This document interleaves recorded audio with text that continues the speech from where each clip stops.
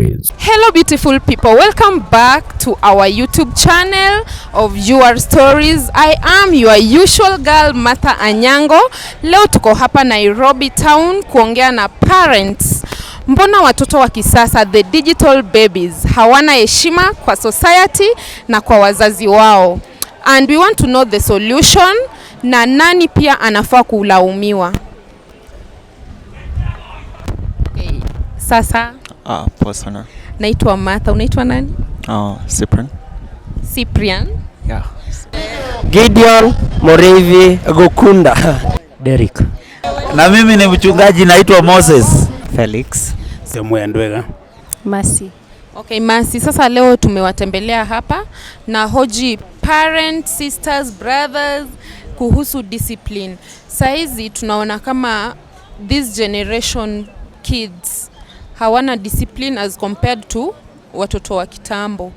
Yani discipline iko chini kabisa. Unaweza tupea maoni yako about that? Siwezi kubaliana completely na hiyo.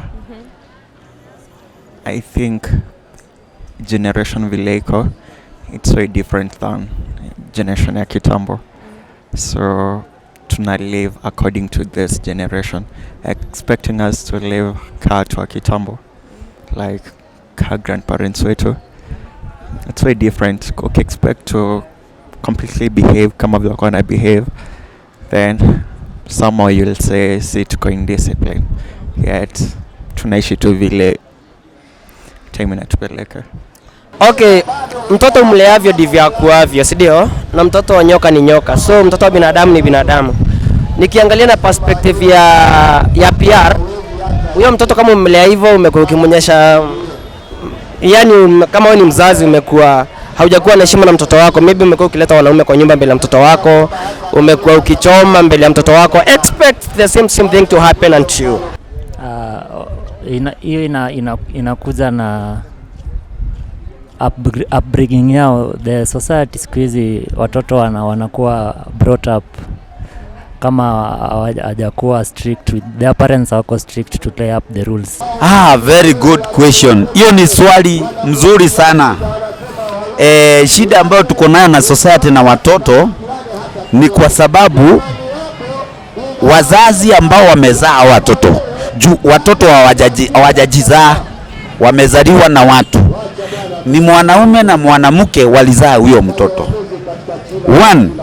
Watoto wengi hawajalelewa na wazazi wao vizuri. I think the reason why discipline has gone down is because maybe parents that they don't understand this new generation and what this generation is all about. What I'd say about the kids now and the kids back then, you see, back then our structures were a bit simple, but now it's a bit complicated. You have the internet, you have influences from other kids, you see, so kids are now more exposed and they have their own voice now, not like us. We were like, when your parent says this, it's like that, period. You can't do anything else. Yeah.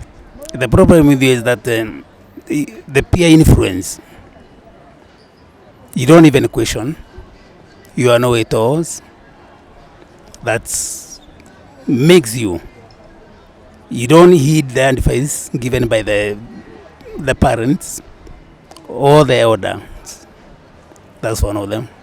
Yeah. But there is a trending video where we saw a certain young girl exchanging words with her mother. That shows in discipline.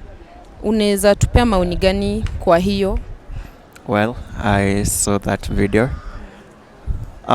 Siko sure what hiyo story ilikuwa nini, but I think if umekuwa brought up well, hawezi jibishana your parent, ama if uko forced to, then pay your parent as an explanation. I mean, maybe hata yako someone the wrong, maybe hako respect na juu sidhani itakuwa fair like ukwe discipline but on your parent side anafanya tu kitu anataka, hata kama hata kama haikubambi at all. So yeah, hapo siwezi sema kwa hiyo video ni vile umeweka that she was indisciplined. Maybe you get a story, a side of a story. Even if we get both side of the stories, is it right you as a kid kujibishana na mzazi wako? Kwa hiyo video msichana alisema, it was a girl, right? Alisema kitu kama, all this time haujakuwa ukishow up, so mbona leo ndio umetoka? And is it right to exchange words with your parent in public? Okay, sitasema ni right, but kuna conditions I guess. Kama huyo mzazi hamjonana naye, amekuwa akitreat somehow nikawe si mtoto wake, why will you treat him like ama umtreat kama mama kama babako, yet hajai kutreat kama mtoto wako? How fair is that? Okay, na unaona tunafaa kulaumu wazazi ama tunafaa kulaumu hao watoto? Wazazi, number 1 wazazi. Mbona? Sababu kuna reason behind that scene. Na kuna kuanga na behind the scene of everything Tuliona hiyo sasa concept ya hiyo video. Je, jiulize behind the scene kulikuwaje? So lazima kukue, maybe mama alikuwa ameprovoke. Aya, mtoto alikuwa provoked. Maybe mama kuna heshima kidogo, madhara kidogo. So unajua siku hizi wazazi wa Nairobi wengine na watoto wa Nairobi wengine, unaangalianga unaona ni kama mtoto anaona mama yake kama sister yake, of which is wrong. Tunafaa kuheshimu wazazi wetu at the end of the day, just because they brought us to this world. Watoto wako disciplined. Kuna wengine wana come up with the single parents, so hiyo inaweza kuwa issue. So we can blame the absent parents wenye wanaacha watoto wao, na those hawachukui hiyo role ya ku straighten up their kids. Wanaweka wanakuwa disciplined, kudiscipline our kids nowadays. Na nikienda to an extent, huwa ninalaumu men. I blame men more than women.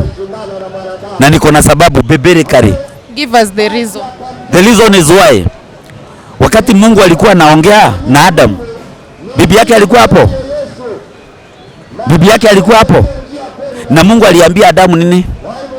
Usikule mti, usikule hii matunda, usiiguze, si ndio? Aya, wakati walikula hiyo matunda, Mungu alipokuja kuitana, aliita bibi ama aliita Adamu? Mbona hakuita bibi, na bibi ndiye alichuna matunda? Mbona Mungu hakuita bibi, na Mungu anaona na anaelewa nani alienda akachuna matunda? Because the society and everything that God created is in the hands of men. Actually, to be blamed, I don't think I think all parties are supposed to come together and reason together. Actually, when we reason together, is more easy to solve some situation problems which may arise. So it is good sote to come together. I don't think if one party is ni mbaya ama ingine ni mzuri, so we have to come together so that we reason together so that this problem of discipline can be enhanced ama irudi chini. We can't really blame anyone, really. I think it's just because of the changing times. You know, when things change, you have to adapt. So I don't think we can really blame anyone. But we can owe it to let's say the internet, because through the internet you can learn many things. Like you can explore your own mind. So there's no one who's going to limit you. So if you speak your voice, if you're more out there, you can't live this. You can't be like, you can't grow up the same way like my generation, the way we grew up. So I think that's the difference. And whom do you think we are to blame, the children or the parents? Let me say both. Yeah, both in the sense that if you wrong me and I tell you, Mom, you are messing, you ought to heed my advice. If you don't, children are never beaten. Do you get it? And the fellows of our generation, if our teachers or the elders, give us any instructions, we want to follow it up, because we inherited, or they inherited, and we are paid. These days you don't obey. Yeah. And do you think we can get a solution? Okay, I'd say, like me for example myself, there are many things that I was taught by my parents, and some things I'm trying to unlearn right now because some things don't apply now. But then there are other things that I really treasure, like if me personally, I'm an introvert and I don't like being out there or that kind of thing. I like being in my own space. I like doing my own thing. So that part of my life has helped me to be a bit centered than most people. So I'd say that part I appreciate. But in regards to the generation now, especially hao wenye wanaitwa Gen Z are so out there, you can't tell them anything. Like whatever it is they think, they're going to tell you. They're going to tell you their mind. That's now, I think that's the advantage they have over us. As sisi wenyewe bado si ni waoga kiasi, but we are more reserved and more calculative. For them, it is what it is. Vile iko ndo wanafanya. So I think ni different too. I don't think we need to solve really. Tunafaa tu to adapt. Yeah, kuna solution. Everything has got solution. Solution number 1 ni our culture. Ulisikia juzi president akisema sisi wa Afrika tuko na culture yetu. Hatujalelewa kama wazungu. Unaona? So ile kitu iko, solution ni je, hao wasi ama hao watoto unawapelekanga nyumbani kusalimia washosho wao, guka zao, waone culture yako iko aje, nini vitu kama hizo. Otherwise tukifanywa hivyo tutakuwa na ile ideology ya kujua mzazi anafaa kurespectiwa, kufanyiwa hivi, kuishi na yeye hivi, sister yako, brother yako, kuzo yako, daktari, kila mtu ana deserve heshima yake. That is. Well, if not in school, sidhani itafunzwa wapi, because si wote lazima tupitie shule, so somehow Solution ni maybe follow to kuwa close to God. Watu wafuate the knowledge from God, from the Bible. Itasaidia to live in the long ile mtoto akikosea lazima mdiscipline, na kuna kuharibu na gifts mingi nini. I think that Suluhisho iko hivi, watu warudishwe kwa mafundisho ya ukweli. Solution. I think the solution is actually is what I've said. Kuja pamoja with the parents and their children wakuje together, they sit, they discuss the problems affecting them, and after discussing, I think from that we can get the solution. And even from the biblical aspect pia if we move closer to God, I think things will just move on very well. Solutions are there. Like? One, if you heed the advice from the elders or from, the fellows who knows better than you. Yeah. So that is the only solution we can get. The other solution is that you need now to, behave well, basing your argument on